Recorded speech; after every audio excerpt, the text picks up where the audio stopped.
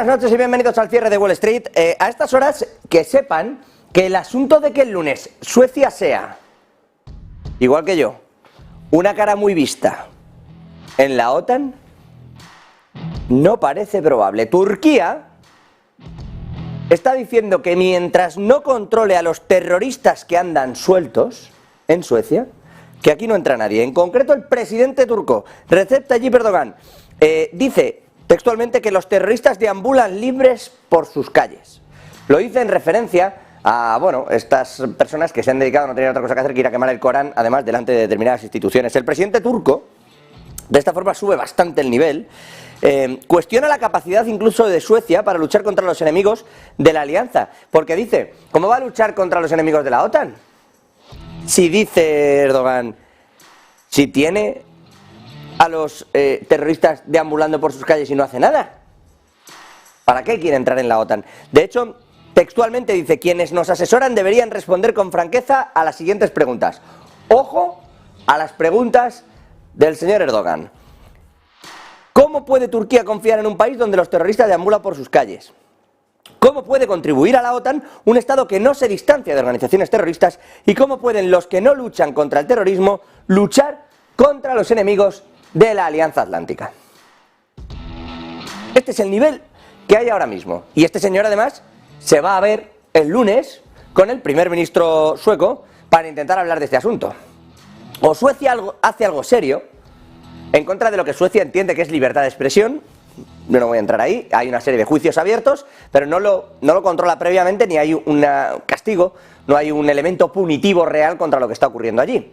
Y eso molesta y mucho dentro del mundo árabe, entre otros a quien veían al señor Erdogan. Pero se va a ver, decía yo, con los suecos el próximo lunes, y a tenor de las declaraciones de Erdogan, está lejísimos, en las antípodas, Suecia, de pasar a formar parte de la OTAN.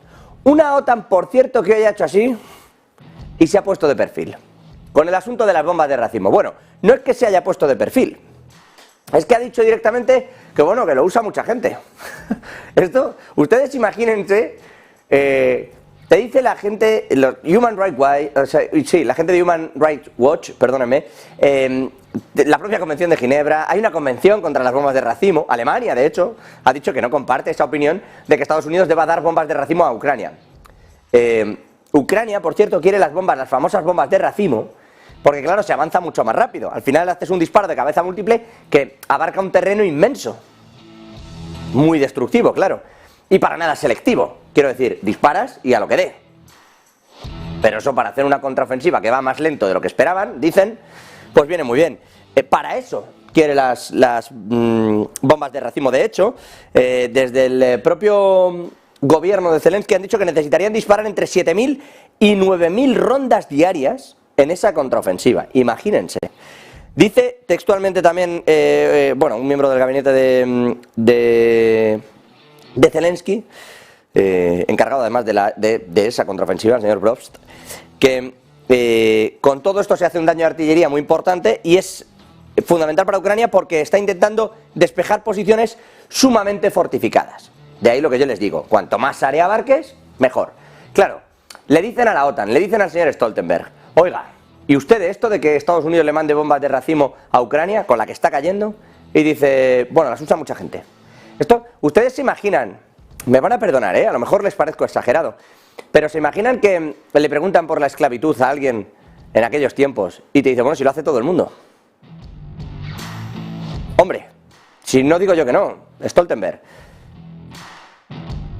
Pero igual, es que las usa Rusia. Y eso es que está bien. No lo sé. Fuego con fuego es lo que se va combatiendo, entiendo. Alemania, insisto, aún así y a pesar de todo esto, se ha posicionado en contra abiertamente. Exactamente qué ha dicho Stoltenberg, que no digan que nos lo inventamos. Marta Vilar, exactamente qué ha dicho la OTAN en esa comparecencia en el día de hoy.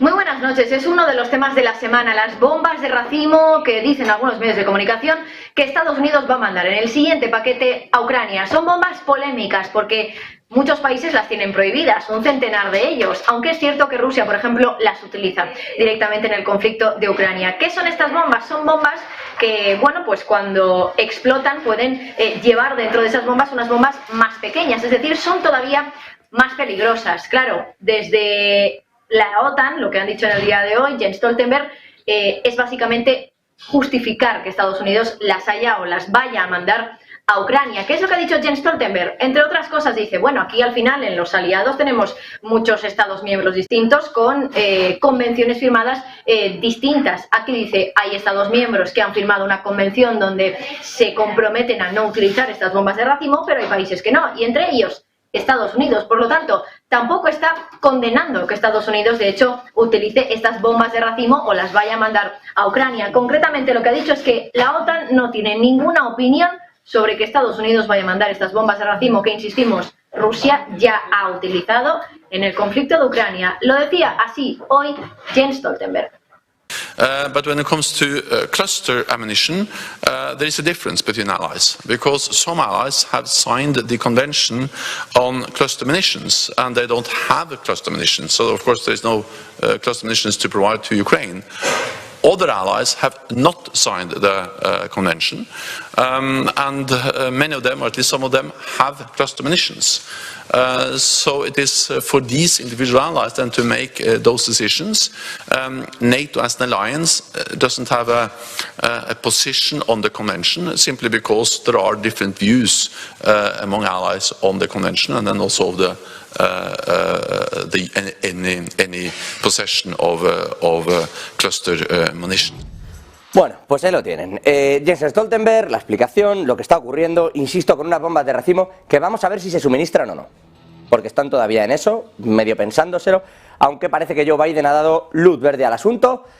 Insisto, Ucrania dice que necesita entre 7 y 9.000, entre 7.000 y 9.000 de estos lanzamientos al día para la contraofensiva, en cada uno de los disparos que decida hacer, en cada uno de esos puntos de fuego que decida llevar a cabo dentro de la contraofensiva. En fin, con todo y con esto, todavía en ese terreno entre Rusia y Ucrania, enseguida vamos con lo económico, que hoy es mucho y además muy dispar. Pero les decía, todavía en esto, dos asuntos. Por un lado, el tema del grano. Ya saben que sigue habiendo bueno, pues unas diferencias sustanciales entre lo que quiere Rusia y lo que quiere Ucrania. Rusia no tiene ninguna prisa ni ninguna necesidad de prorrogar el acuerdo del grano, porque Rusia ya coge el grano que necesita y se lo lleva. El problema lo tiene Ucrania, que no consigue sacarlo fuera. Y dentro de eso hay una serie de prebendas en las que le dejan. ¿A cambio de qué? Pues a cambio, entre otras cosas, de que Rusia esté pidiendo entrar en el sistema SWIFT, cosa que no se está cumpliendo y por eso no hay acuerdo del grano. Pero es que aquí viene la segunda. La ONU, la Organización de Naciones Unidas, le ha dicho a Rusia que si no aprueba el acuerdo del grano, le parece muy complejo, muy difícil, que los países de Occidente prorroguen, por ejemplo, la compra de alimentos o fertilizantes que vienen desde Rusia. Es decir, la propia ONU dice, si el acuerdo de grano del Mar Negro expira, es poco probable que los estados occidentales cooperen luego para facilitar las exportaciones de alimentos y fertilizantes de Rusia. Le añade otro elemento de incertidumbre, en este caso la ONU, insisto, que trata de actuar con cierta imparcialidad cuando dice es difícil que luego los estados occidentales cooperen con la propia ONU en esas exportaciones. Bueno, vamos a ver hasta qué punto esto también es trascendente o le importa suficiente a Rusia como para ceder en el acuerdo del Mar Negro, porque insisto, el objetivo de Rusia es que le faciliten la entrada a uno de sus bancos, como sea, si lo quieren a través de subsidiarias, como sea, pero que uno de sus bancos vuelva al sistema de pagos SWIFT, que agilizaría bastante determinadas cuestiones. Y está en eso, está justo en eso. Otro de los puntos que nos lleva ahora mismo, o que nos tiene preocupados al respecto, es Zaporilla. La central nuclear, que ya saben que dicen que va a ser bombardeada. Bueno, la Organización de la Energía Atómica, la OIEA, ha estado allí, los técnicos han estado allí, les falta acceder a la parte del techado, pero dicen que no ven indicios de que nadie vaya a volar la central de Zaporilla, como explicaba Volodymyr Zelensky en los últimos días. Ya saben que Ucrania sigue obsesionada en realidad con que Rusia quiere volar la central, una central que aún está en posesión de Rusia y que, ya que estamos con esto, la Organización de Energía Atómica, les ha pedido que por favor apaguen o mitiguen la capacidad que está teniendo uno de los reactores, en particular que da hacia Ucrania, porque no está clara, que no hay una garantía absoluta de su funcionalidad tras lo ocurrido en la presa. Rusia de momento dice que eso no es así, que tienen otros estándares y que no lo van a pagar. Y dentro de eso sigue esa especie de amenaza de quién va a terminar volando la central nuclear de Zaporilla, porque todo el mundo dice que la va a volar el otro. Lo cierto, insisto, es que a día de hoy dicen los técnicos de la energía atómica que no ven indicios, no ven ningún tipo de señal de que haya bombas, etcétera, etcétera, ni que haya un riesgo real de que eso vaya a ocurrir a día de hoy. Que luego ya vaya usted a saber. Y cerrando este círculo allí, Ucrania, Zelensky va a nacionalizar un banco ruso, a incautárselo, a quedárselo. Lo cierto es que uno de los principales bancos rusos de operativa en Ucrania, entiéndase, va a ser tomado por el gobierno de Zelensky o va a ser incautado, como ustedes quieran, elijan la versión que les parezca. Exactamente cuál es el movimiento que se va a hacer al respecto de esto. Javi Luengo, muy buenas noches, cuéntanos. Sí, ¿qué tal? Muy buenas. Concretamente, Sense Bank, el 11º banco ucraniano por número de activos, propiedad de dos oligarcas rusos, entre ellos Mijail Friedman, pero también por Piten Aben, un sancionado por la Unión Europea y por el Reino Unido, a quien se les ha prohibido el viaje a estos territorios y además se le han congelado parte de los activos que tenían en cuentas bancarias radicadas en territorio comunitario. Sense Bank, en la antigua Alfa Bank, es uno de los mayores prestamistas de Ucrania y se podría nacionalizar, según adelanta Bloomberg, en función de una ley que promulgó el gobierno de Volodymyr Zelensky hará cosa de mes y medio, en la que se autorizaba al Ejecutivo de Kiev poder nacionalizar este tipo de compañías, entidades bancarias, si tenían relación con algún oligarca ruso sancionado por Occidente. De momento, ABH Holdings, la que es la matriz del grupo, la propietaria real, según escritos, radicada en Luxemburgo, ha respondido a estos intentos y a esta amenaza de nacionalización y ha comentado ante los tribunales internacionales, ha dicho que podría llevar el caso a los tribunales internacionales para proteger las inversiones y no incurrir en ninguna pena. Gracias, Javi, y vámonos con lo económico. Hoy, dato del día, Estados Unidos, dato de empleo, ojo, y atentos a los salarios. Yo creo que la Reserva Federal daba por superado esto de que el empleo estuviera fuerte y de que los salarios subieran.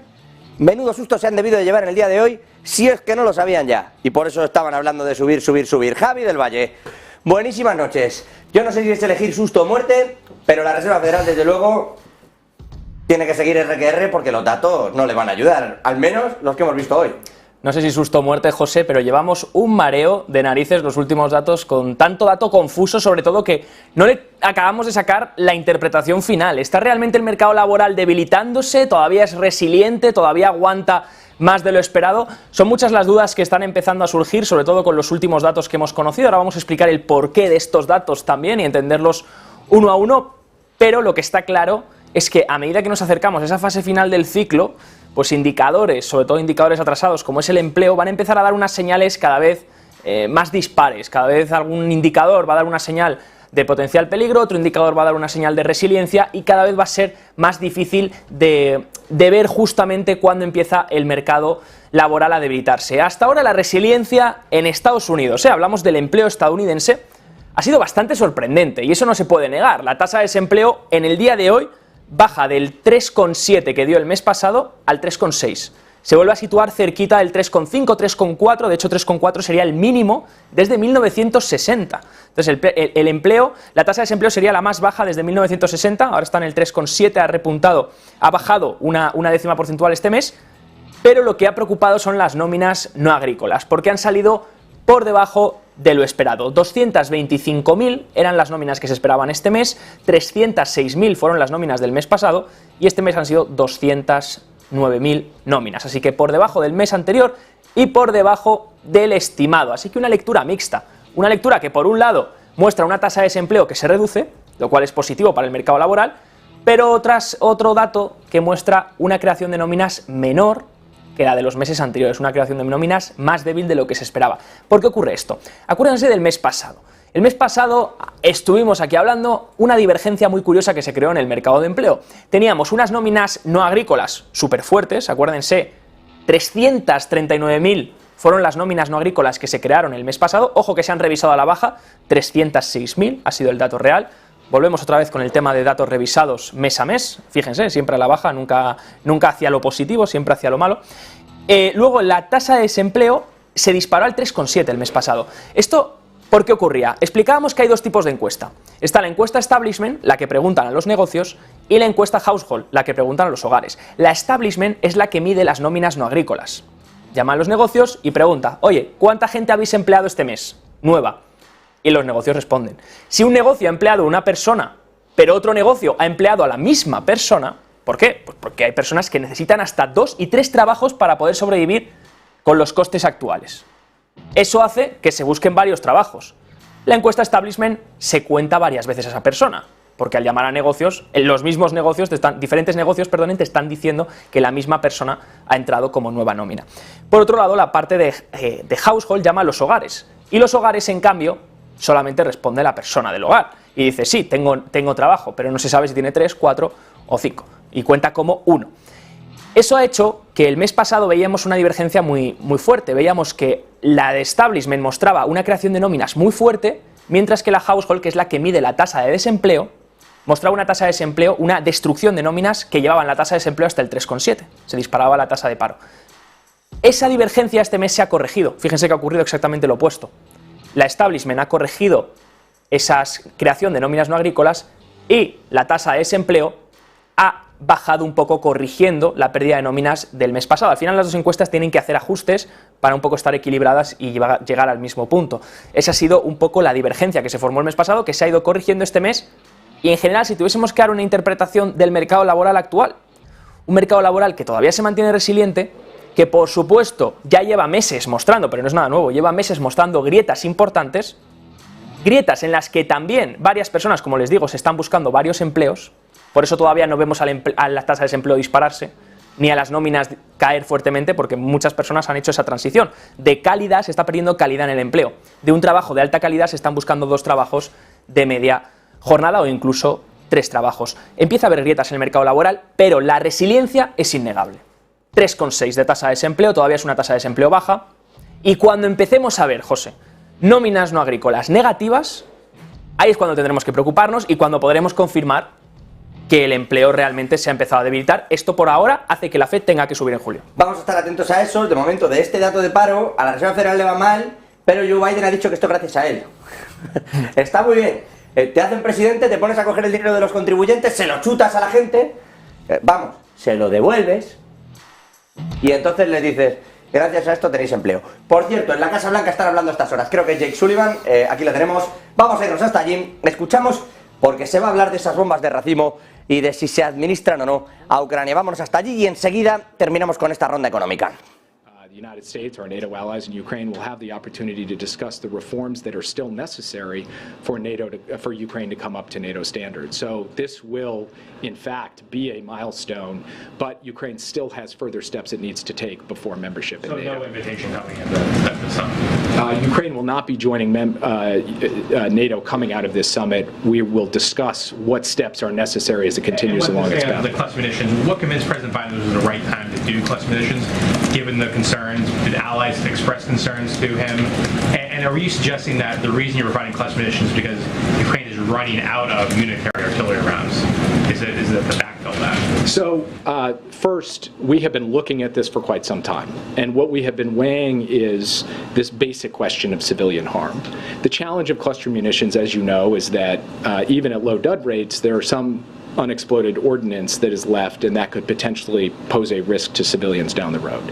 So we did not immediately come out of the gate and provide this. But we had to balance that against the risk to civilian harm if Ukraine did not have sufficient artillery ammunition.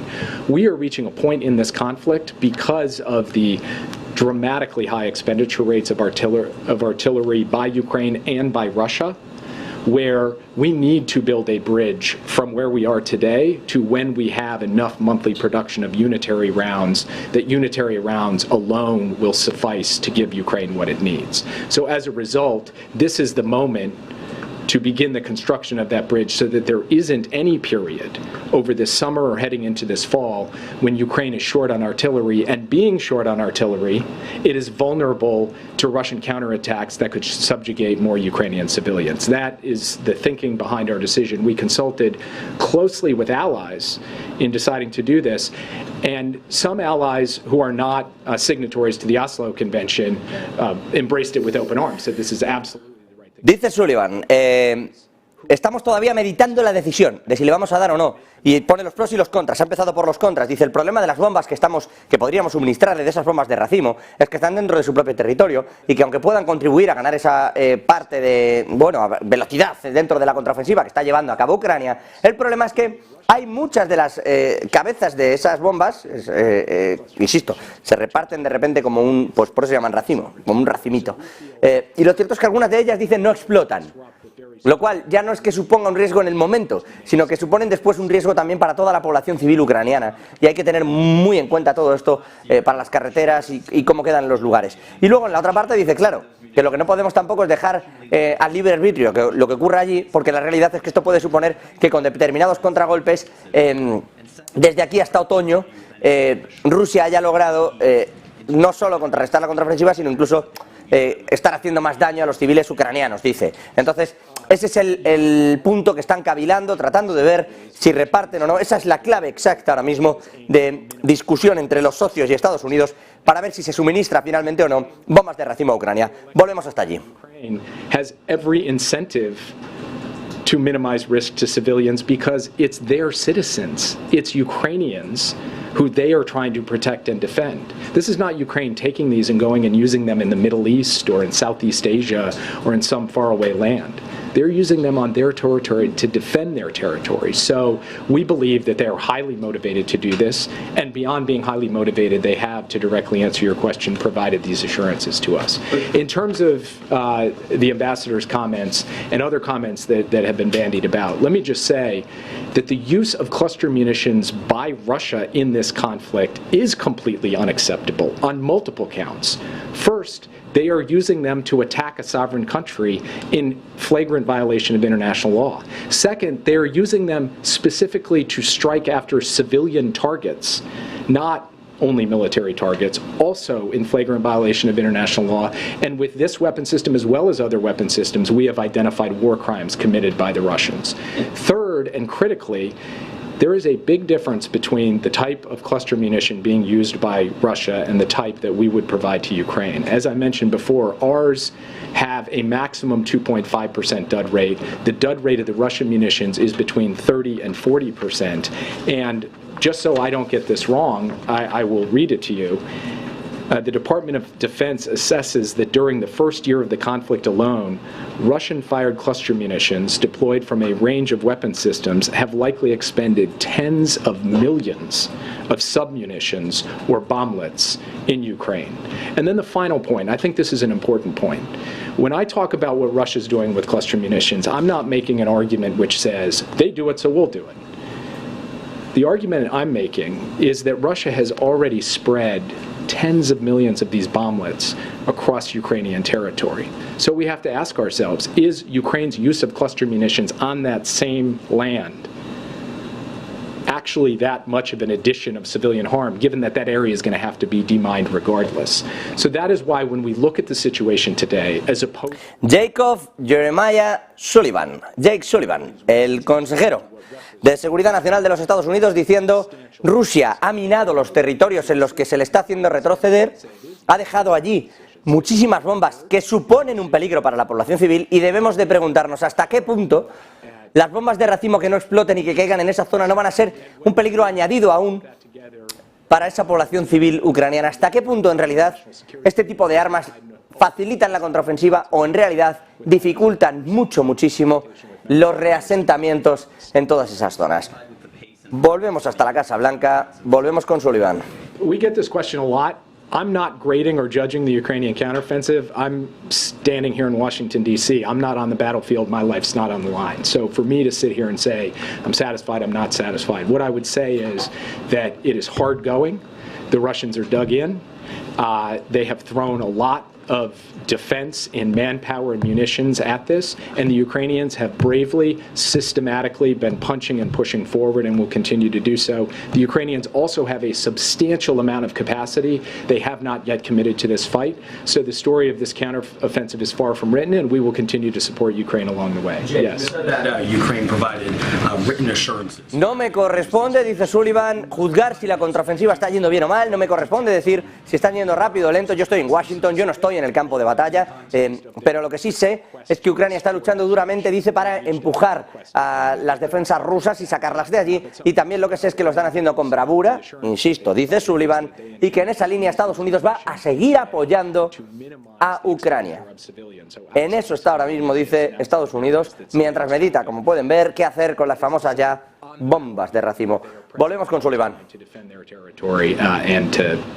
Move forward. Other specific locations, though, red lines in those assurances, or did the administration advise them, only use these munitions in these specific locations? This is going to be an ongoing conversation because obviously the battlefield is shifting at all times. So it's impossible to set down a map and define this with the level of specificity that maybe your question implies.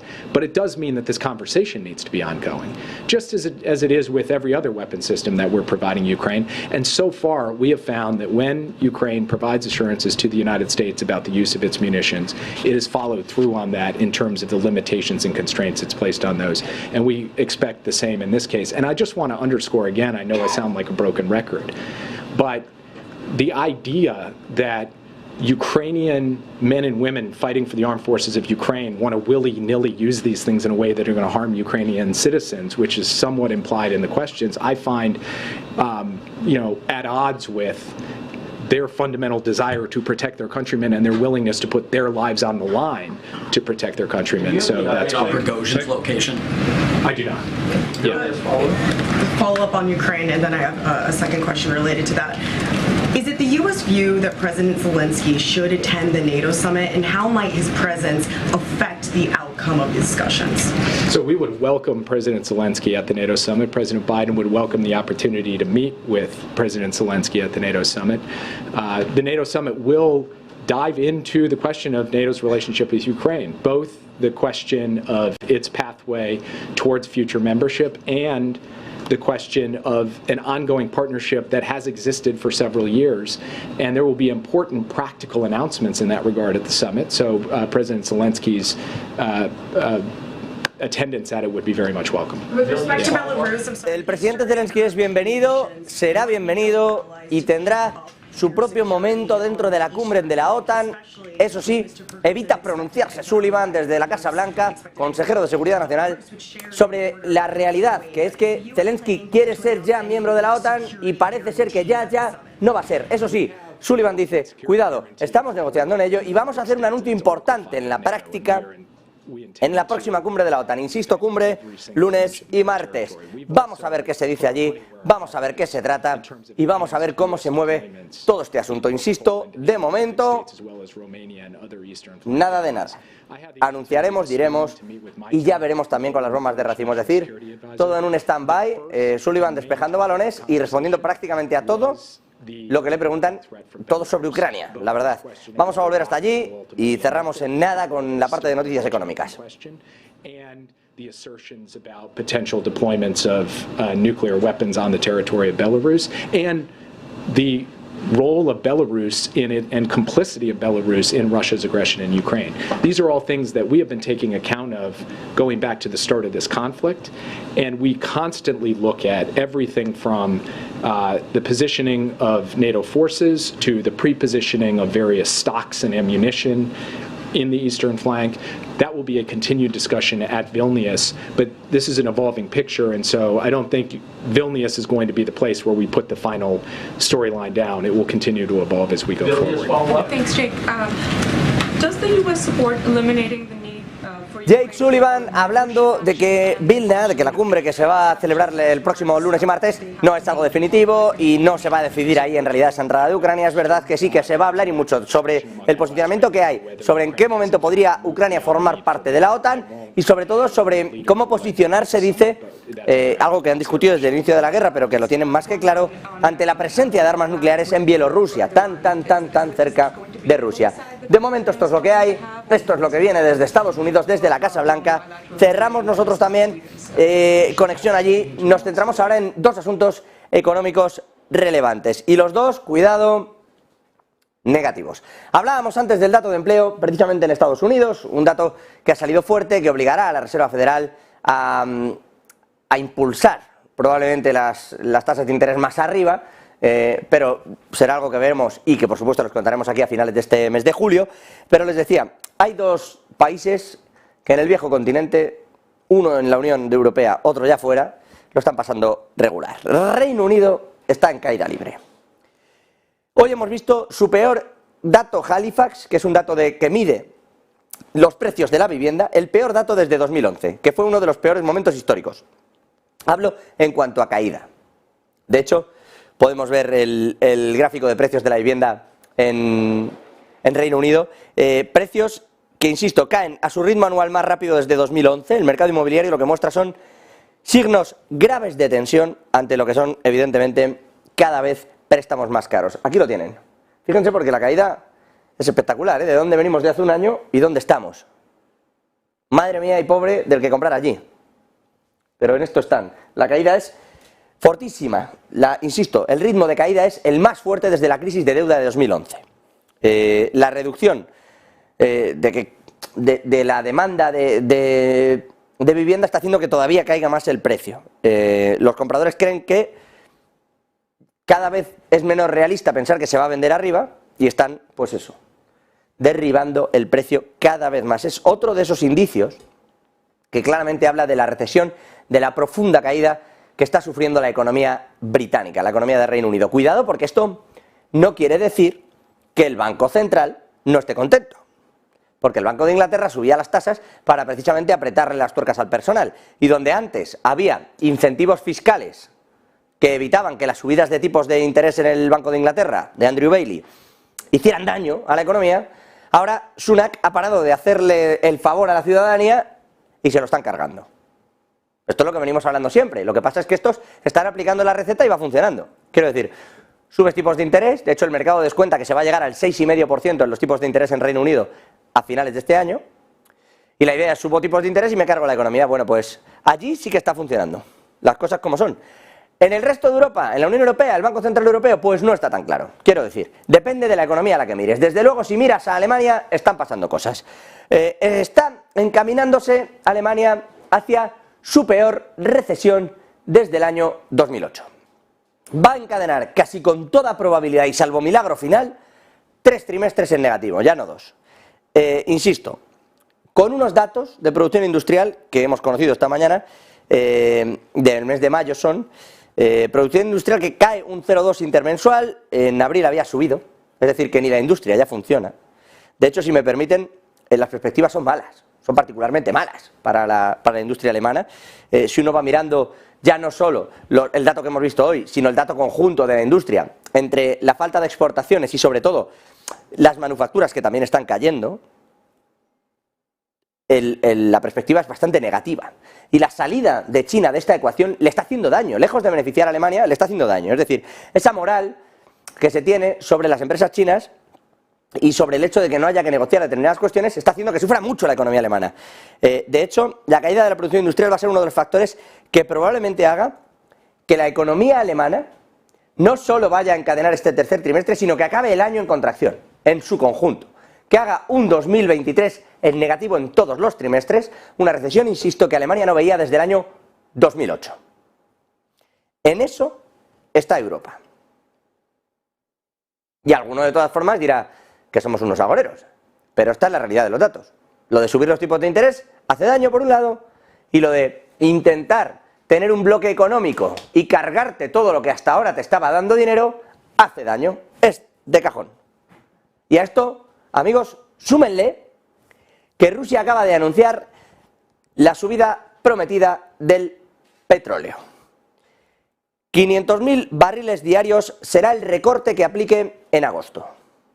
Otra cosa es que el petróleo, que últimamente pasa un poco de la OPEP Plus y de Rusia, le haga caso. Pero la realidad es que van a recortar 500.000 barriles diarios en agosto. Y esto, la intención que tiene es subir el precio. Por cierto que les digo, a puntito está el crudo, el de los Urales, el ruso, de tocar los $60. Lo digo porque cuando llegue a eso, estamos en el tope, en el famoso tope que le han impuesto por las sanciones. Y ahí ya sí que no hay tutía. En teoría, si alguien compra ese precio por encima y luego lo mueve, por mucho que llegue a Europa, no se compra. Bueno, ya veremos.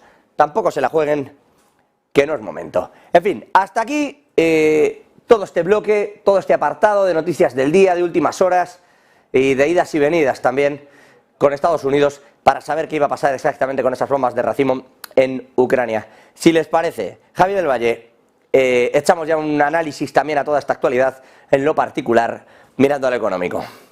Pues efectivamente, José, partimos ya hacia